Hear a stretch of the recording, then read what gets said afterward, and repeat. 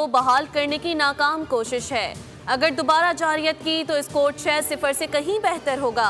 वजीर दिफा ख्वाजा आसिफ की एक्स पर पोस्ट लिखा, पाकिस्तान अल्लाह के नाम पर बनी रियासत है, हमारे मुहाफिज अल्लाह के सिपाही हैं। इस दफा भारत इंशाअल्लाह अपने तैयारों के मलबे में दफन होगा।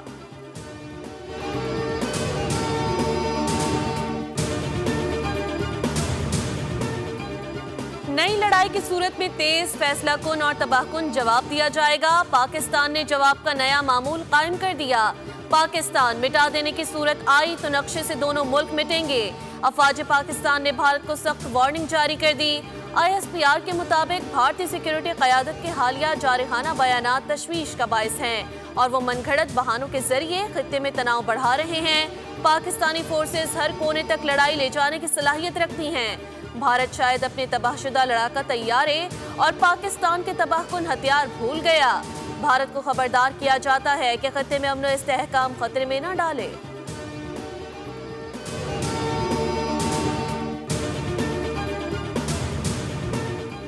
हमास की जानिब से ताखीर बर्दाश्त नहीं की जाएगी। अमन मुआहिदे पर अमरीकी सदर ट्रंप की हमास को नई वार्निंग, कहा अगर हमास ने फौरी कदम ना उठाया तो सब कुछ बेअसर हो जाएगा। अमरीकी सदर के मुताबिक ये काम जल्द और मुनसिफाना तरीके से निपटाया जाना चाहिए।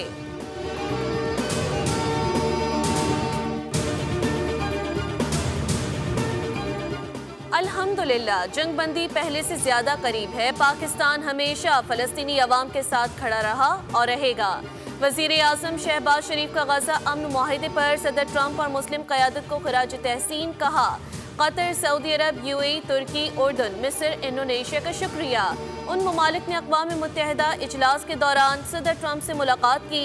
हमास का बयान जंग बंदी की नई उम्मीद पैदा कर रहा है। हमें इस मौके को ज़ाया नहीं होने देना चाहिए।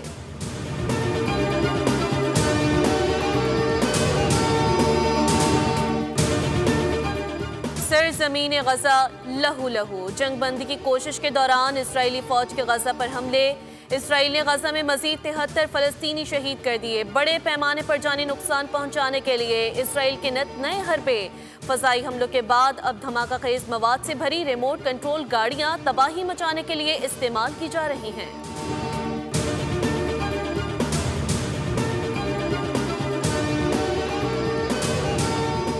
गाजा में बच्चे इसराइली हमले रुकने के मुंतज़िर हैं। आज पानी के मुतलाशी 2 बच्चों को निशाना बनाया गया। जख्मी बच्चों की हालत नाजुक है। यूनिसेफ के तर्जुमान का बयान, कहा फलस्तीनी अवाम बार बार वादों को टूटता देख चुके हैं। गाजा के अवाम जंगबंदी चाहते हैं।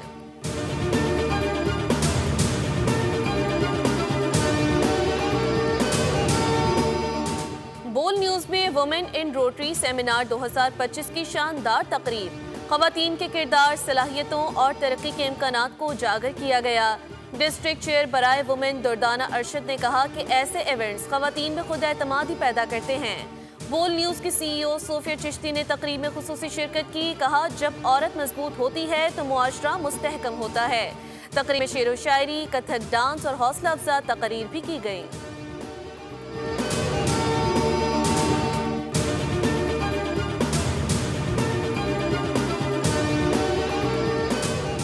लाहौर में बारिश का सिलसिला जारी। तेज हवाओं के साथ बारिश ने मौसम खुशगवार कर दिया।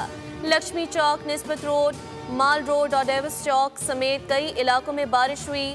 लाहौर में 3 किलोमीटर फी घंटा की रफ्तार से हवाएं चल रही हैं। महकमा मौसमियात के मुताबिक आइंदा 24 घंटे तक वक्फे वक्फे से बारिश का सिलसिला जारी रहेगा।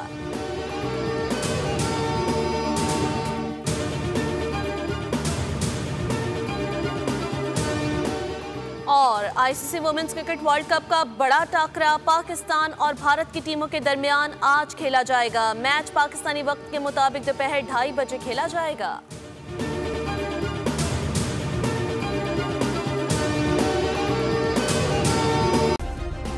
सब्सक्राइब करें और बेल दबाएं ताकि कोई खबर रह न जाए।